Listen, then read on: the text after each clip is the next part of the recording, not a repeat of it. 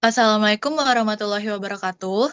Kami dari kelompok 9 akan mempresentasikan hasil dari diskusi kami tentang putusan nomor 15 garing PDT SUS PKPU garing 2019 garing PN Niaga Jakarta Pusat. Sebelumnya, perkenalkan saya Jihan Febriani dan teman saya Rifka Fahira, Imelda Putri Danalau, Najwa Kurtiva Aura, dan Natalia Anggi. Langsung saja materi pertama akan dibacakan oleh saya sendiri. PT Skyform atau pemohon mengajukan PKPU terhadap PT LS Jaya Abadi, yaitu termohon, karena adanya utang dagang dari pemasokan busa atau foam sejak Januari hingga Agustus tahun 2018 yang tidak dibayar, dengan total tagihan 1,85 miliar. Sebelumnya, pemohon pernah mengajukan PKPU pada Desember 2018, namun ditolak karena alasan kewenangan penandatanganan permohonan. Kini, pemohon kembali mengajukan PKPU dengan legal standing yang diperbaiki, disertai bukti adanya surat pengakuan utang dari termohon, serta 2 kali somasi yang tidak diindahkan. Mungkin boleh diskusinya ya. Tapi kan tadi kan dibilang kalau misalnya itu sebenarnya udah pernah tapi ditolak. Nah, sebenarnya tuh eksepsi apa yang diajukan sama si PTL Sejaya ini untuk menolak permohonan PKPU dari Skyform. Nah, terus juga gimana pertimbangan majelis hakim sehingga eksepsi tersebut itu dikesampingkan gitu. Baik, jadi termohon menolak permohonan PKPU dengan eksepsi bahwa permohonan kabur karena adanya kejanggalan antara nilai purchase order-nya dan invoice, serta mengklaim pre-order ditandatangani oleh staf non-manajemen tanpa wewenang. Di samping membantah keberadaan kreditur lain, yaitu ada PT Dawon Voltage, dengan alasan dokumen tidak jelas dan alamat pengiriman yang keliru. Namun, Majelis Hakim mengesampingkan eksepsi tersebut karena dalam persidangan PKPU tidak dikenal prosedur eksepsi dan menilai secara sederhana terbukti termohon memiliki lebih dari satu kreditur dengan utang yang telah jatuh tempo dan dapat ditagih. Didukung bukti surat permohonan keringanan pembayaran utang dari termohon. Oleh karena itu, Pengadilan Niaga Jakarta Pusat mengabulkan permohonan PKPU sementara selama 45 hari, serta menunjuk hakim pengawas dan tim pengurus untuk menjalankan proses PKPU.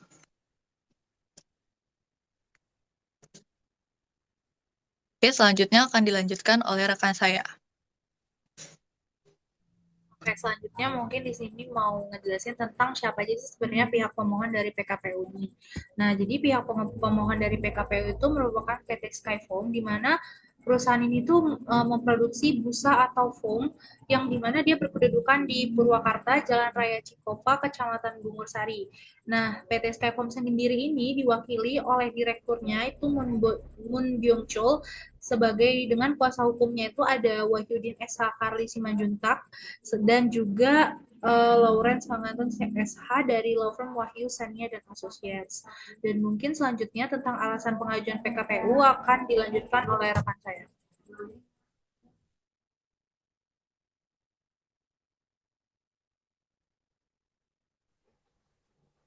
Baik, selanjutnya yaitu alasan pengajuan PKPU. PKPU itu diajukan dengan alasan utama bahwa debitur, baik perseorangan maupun badan hukum, mengalami kesulitan likuiditas atau ketidakmampuan untuk membayar utang-utangnya yang telah jatuh tempo dan dapat ditagih. Secara spesifik, alasan yuridis yang didasari pemohonan PKPU dalam pasal 222 ayat 1 Undang-Undang Nomor 37 Tahun 2004 tentang kepailitan dan PKPU, yaitu bahwa debitur memiliki dua atau lebih kreditur dan tidak lunas, setidaknya satu utang yang telah jatuh tempo dan dapat ditagih.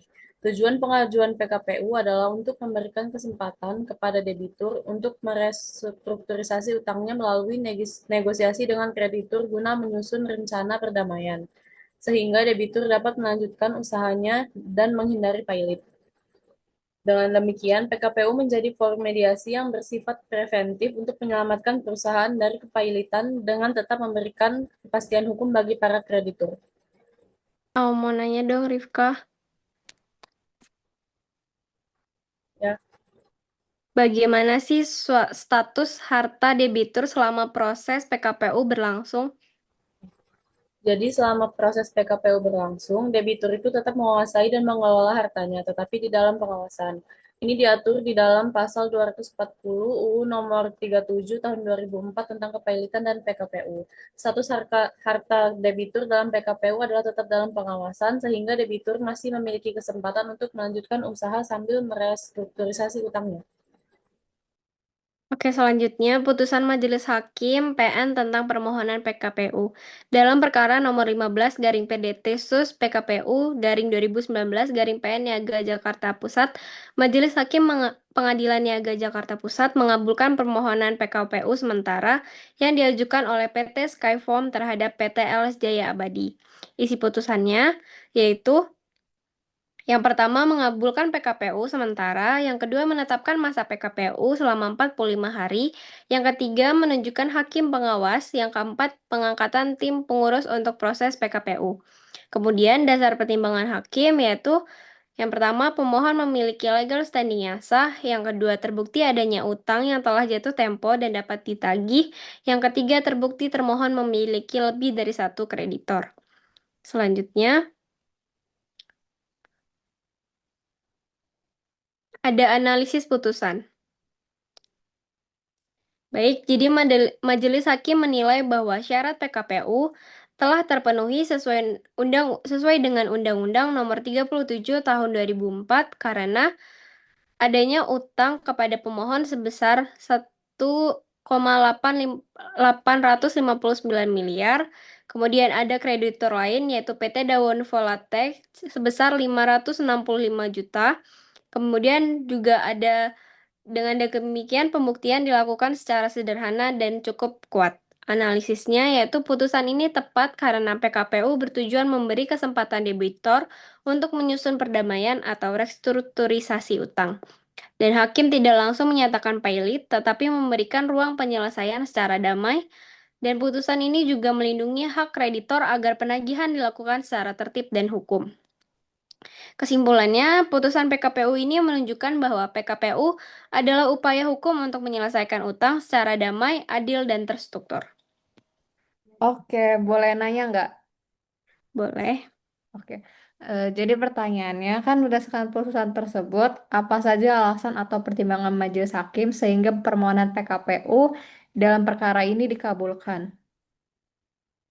Majelis Hakim mengabulkan permohonan PKPU ini karena telah memenuhi syarat-syarat PKPU sesuai dengan Undang-Undang Nomor 37 Tahun 2004, yaitu pemohon memiliki legal standing yang sah sehingga berhak mengajukan permohonan PKPU, kemudian terbukti adanya utang yang telah jatuh waktu dan dapat ditagih, yaitu utang PT LS Jaya Abadi kepada PT Skyform.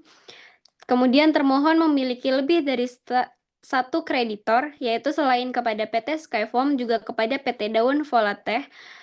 Yang keempat, hakim menilai bahwa perkara ini telah memenuhi unsur pembuktian sederhana sehingga cukup untuk dikabulkan dalam permohonan PKPU. Sehingga majelis hakim mengabulkan PKPU karena secara hukum telah terbukti bahwa termohon memiliki utang yang jatuh tempo dan mempunyai lebih dari satu kreditor sehingga layak diberikan PKPU sementara. Selanjutnya adalah tahapan proses permohonan PKPU sementara. Syarat dan prosedur dalam PKPU mencakup dua hal, yaitu PKPU sementara dan PKPU tetap. Ketentuan mengenai persyaratan PKPU sementara termuat dalam pasal 225 Undang-Undang Kepilitan dan PKPU mensyaratkan sebagai berikut. Yang pertama, surat permohonan berserta lampirannya. Bila ada, harus disediakan di kepanitiaan pengadilan agar dapat dilihat oleh setiap orang dengan cuma-cuma.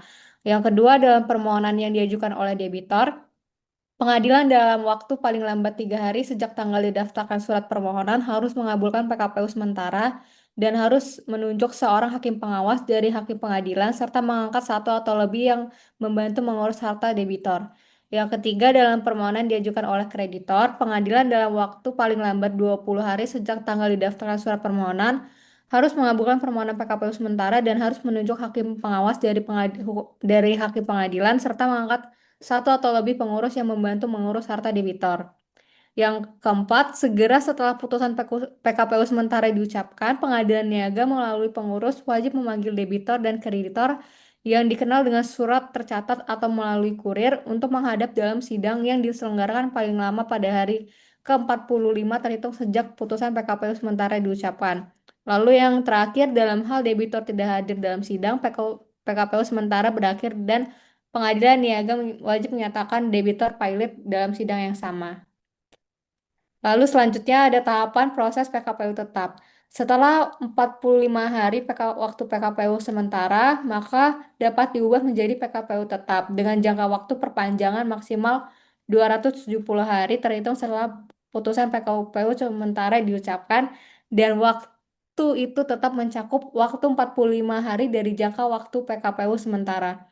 Berikut syarat perpanjangan status PKPU menjadi PKPU tetap.